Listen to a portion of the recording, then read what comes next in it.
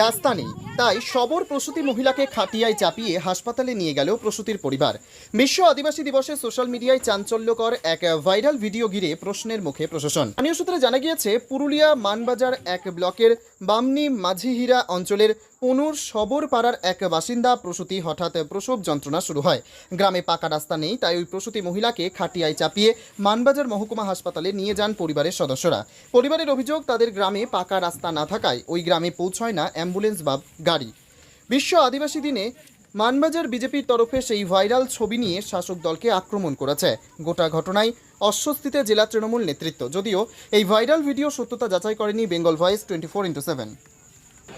Delivery patient মহিলা, তাকে খাটির দোলাই করে তুলে নিয়ে আসতে হচ্ছে প্রায় 1 কিলোমিটার।